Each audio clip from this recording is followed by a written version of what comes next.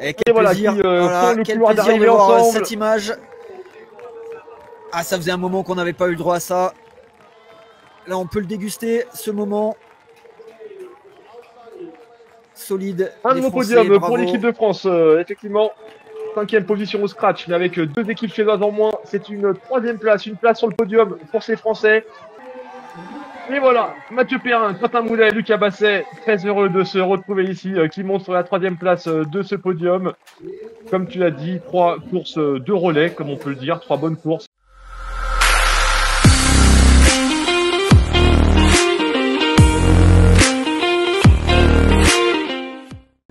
Effectivement. Avec un début de course, un début de course équivalent des féminins, et c'est entre ce TV1 et ce TV2 qui vont aller un peu plus loin au sud, Mathieu, le relais homme. Ouais, dans la zone.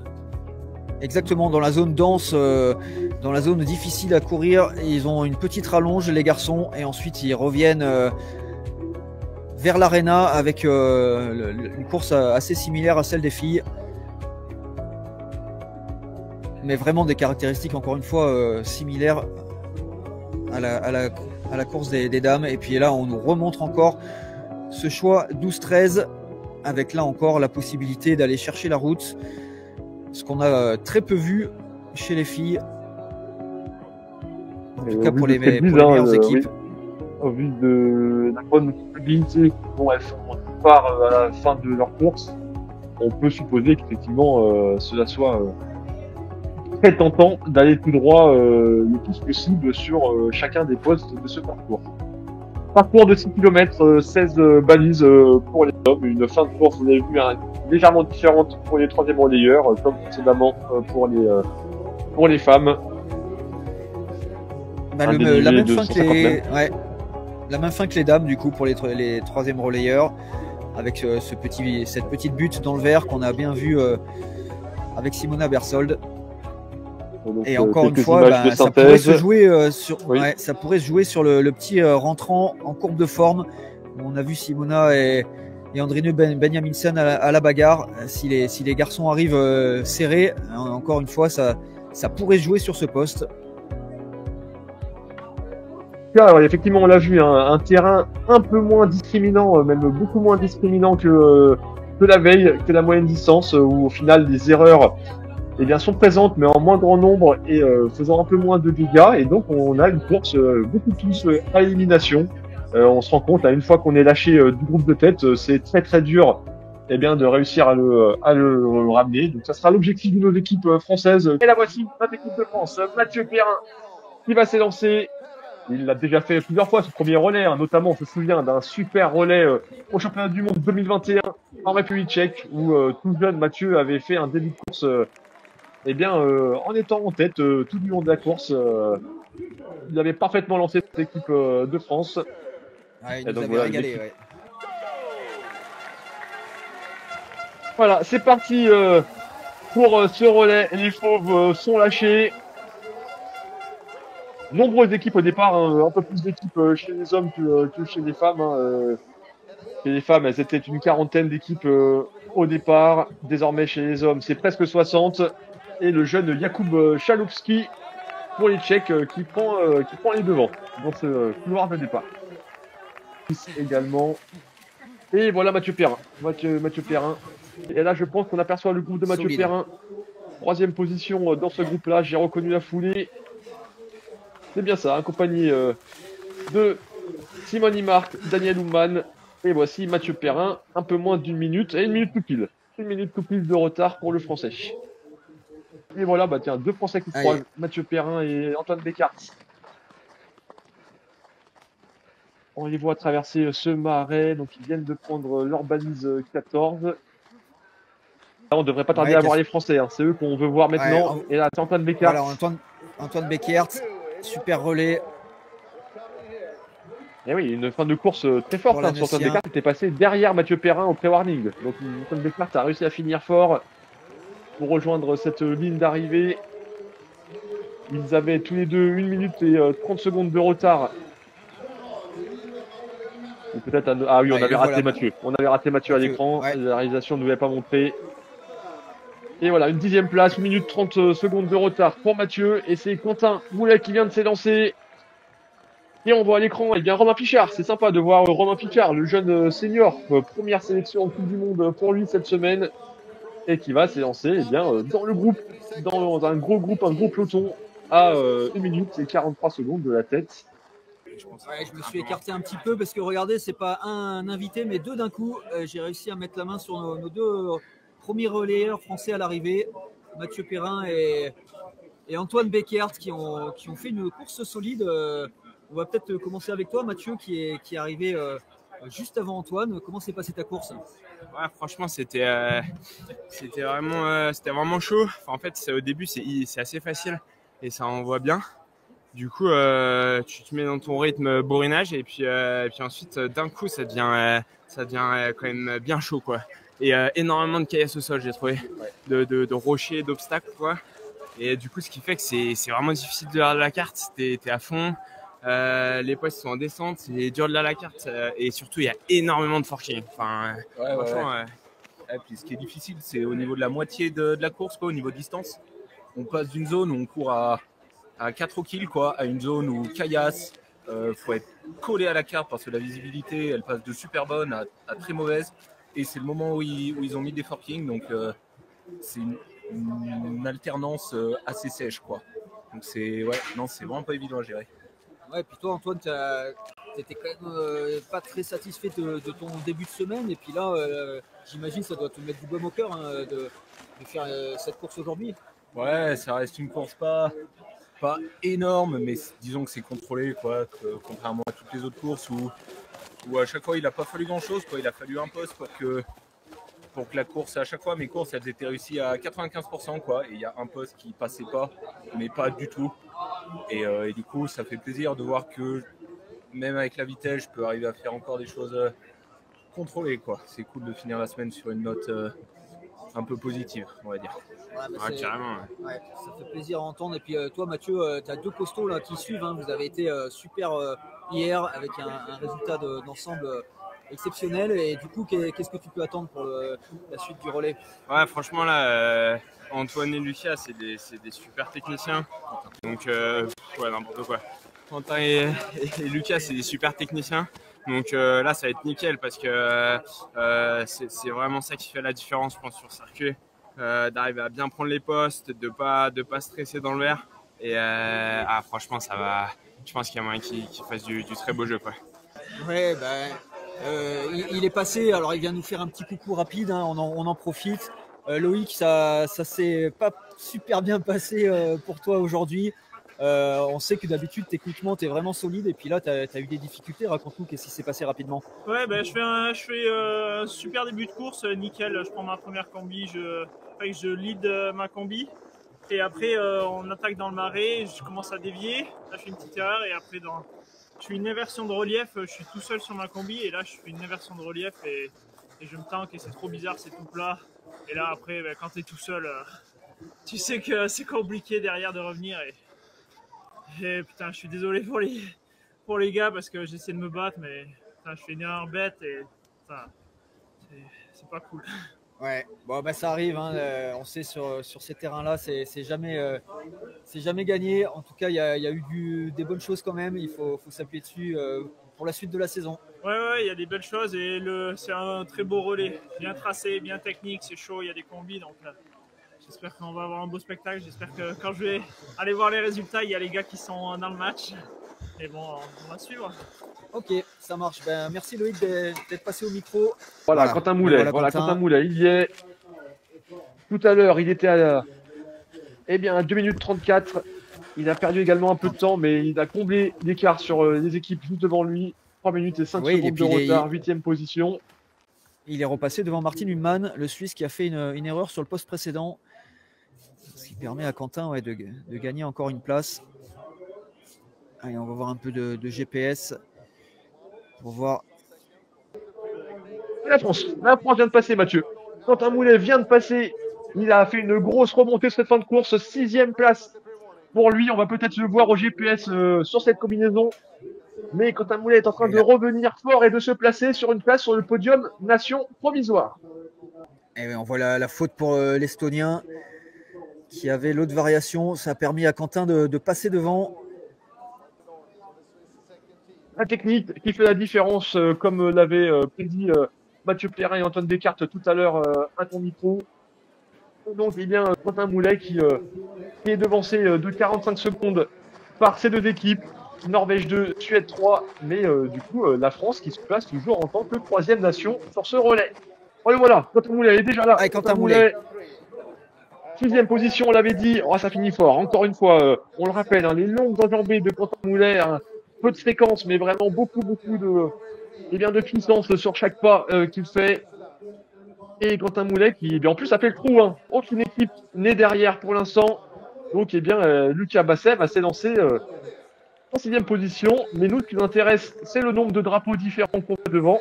Pour l'instant, il n'y en a que 2. Et donc, c'est une 3e place pour l'équipe de France provisoire. On est les meilleurs des autres hein, pour le moment. Regardez, Norvège-Suède, Suède, Norvège-Suède. Sans grosse surprise, on savait que c'est les nations qui jouent devant. Mais juste derrière, encore une fois, à l'image d'hier, c'est les Français qui tirent le mieux leur épingle du jeu. Quentin, on est avec toi. Ouais, Marion m'a annoncé combinaison courte pour Lucas maintenant, ce qui va lui permettre de récupérer peut-être quelques secondes. Mais avant ça, raconte-nous un peu ta course. Tu as été solide sur ton relais. Ouais, pas vraiment satisfait. Ouais, j'ai senti que j'avais un peu la combi longue au début. Une des combis longues en tout cas. Et après, je fais une erreur au poste 4 là. J'avais combi D là. Ouais, je fais une petite erreur dans le super ouvert. Et après, j'hésite un peu dans le vert. Pas très agressif. Je me demande même s'il n'aurait pas fallu prendre la route à un moment donné. C'était bien plus dur à courir. Le sol, il n'était pas le même que les autres jours. Du coup, ouais, aller tout droit, c'était un peu plus compliqué. Mais ouais, j'ai essayé d'être stable et de faire mon truc. J'ai vu des gens autour, mais jamais couru en groupe. Ouais, tu perds en gros 2 minutes hein, sur la tête, mais devant, ça n'a pas rigolé. Il y avait des Suédois et Casper, là, ça envoyait vraiment du gros. Et tu perds 2 minutes, mais tu récupères quand même beaucoup de place. Tu arrives à replacer les Français sur le podium nation. Là, ouais, c'est quand même une course solide. T'espères quoi maintenant? J'espère que Lucas va pouvoir continuer comme ça et ouais, faire une belle course et on verra le résultat à la fin. Ouais, parce qu'il y a l'Estonie qui est derrière et puis surtout il y a la Suisse avec Mathias Kiburs. Hein, c'est le danger qui vient de derrière. Ouais. Et puis devant, malheureusement, bon, c'est un petit peu plus loin devant. Ça va être compliqué d'aller les chercher. Donc ouais, le truc, c'est plus maintenant assurer la course pour Lucas, quoi, pour garder cette place. Ouais, je pense, moi, c'est pareil. J'étais quand même un peu en gestion et en assurance tout du long. J'avais pas des mecs rapides autour de moi. Tout seul, j'ai pas le niveau d'aller à la même vitesse que Casper et Bergman et tout, quoi. Et du coup, l'écart se creuse. Et ça risque d'être peut-être un peu la même chose pour Lucas, mais il peut largement assurer une très belle place. Ouais, on va croiser les doigts, évidemment, on va suivre ça de près et puis on espère te retrouver avec le sourire d'ici une trentaine de minutes. Et merci d'être venu au micro, Quentin. Bravo pour ta course.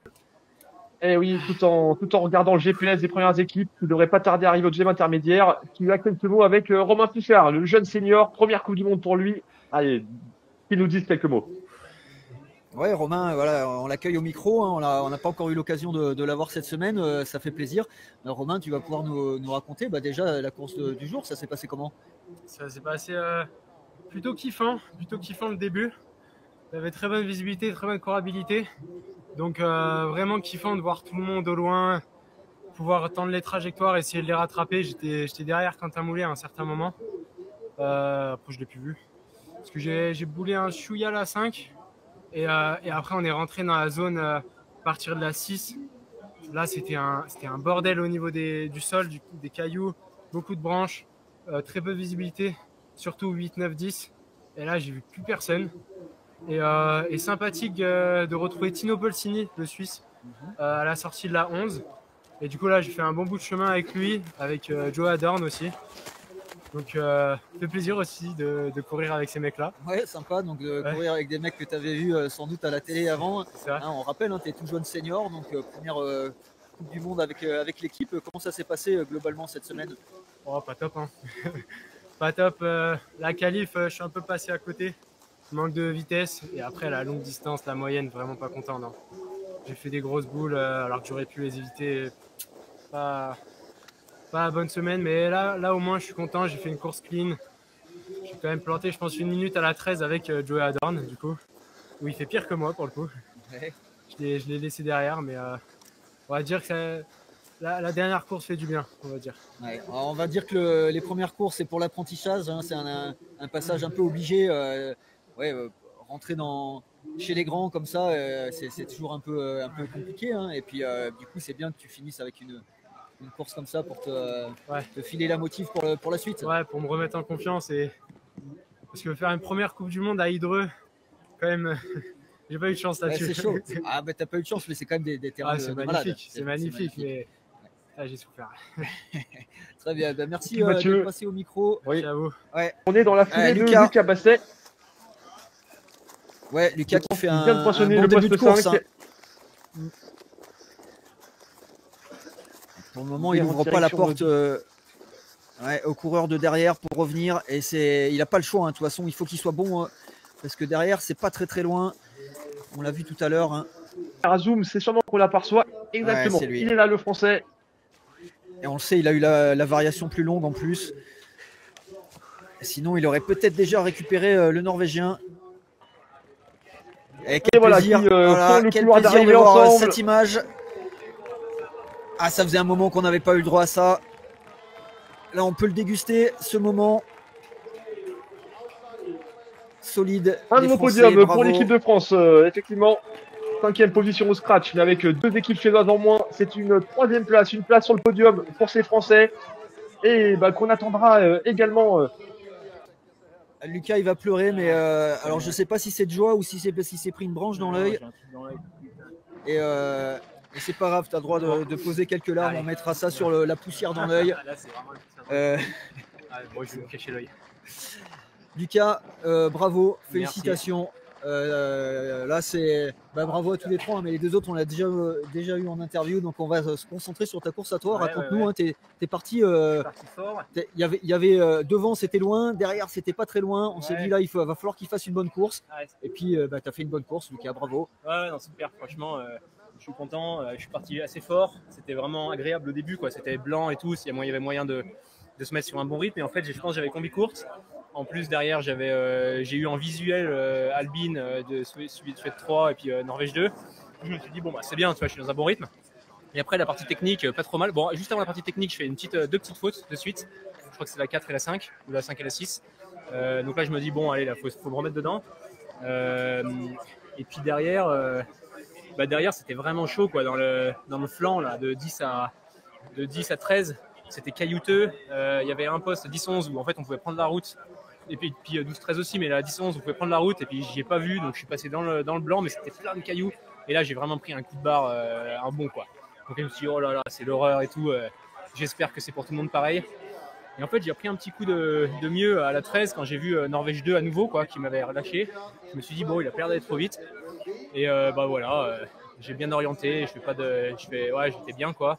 Et j'avais vraiment pas envie de finir au sprint contre le gars de Norvège. Donc je me suis dit, bon, j'ai vu qu'il faisait un choix bizarre pour la 15.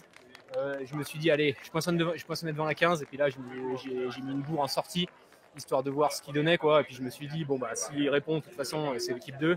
Je le laisserai partir. Et en fait, il a pas répondu. Donc c'est vraiment super, là, franchement. Ce que je disais rapidement tout à l'heure, ce que je disais à l'antenne, c'est qu'en fait, vous avez fait un podium, ce qui n'était pas arrivé depuis un moment, avec 3 courses perfectibles, en tout cas pour les 2 premiers qui nous disaient qu'ils n'avaient pas fait une super course. Donc ça, c'est quand même prometteur pour la suite. Ouais, c'est sûr. Alors moi, je pense que je pouvais pas faire beaucoup mieux. Faut être honnête. Je pouvais peut-être enlever 30 secondes, quoi. Peut-être avec un jour de repos. Je pense au WOC, il y aura un jour de repos de plus entre les deux. Norvégienne. Mais là, sur le podium, c'est bien, et comme on l'avait dit, la nouvelle règle qui monte, celle seulement d'un pays par nation. Et donc, on retrouve notre trio français sur la 3e place de ce premier relais de Coupe du Monde de la saison 2025. On est très heureux de les voir là. Et voilà, Mathieu Perrin, Quentin Moulet, Lucas Basset, très heureux de se retrouver ici, qui montent sur la 3e place de ce podium. Comme tu l'as dit, 3 courses de relais, comme on peut le dire, 3 bonnes courses sans chercher à être extraordinaires. Ils ont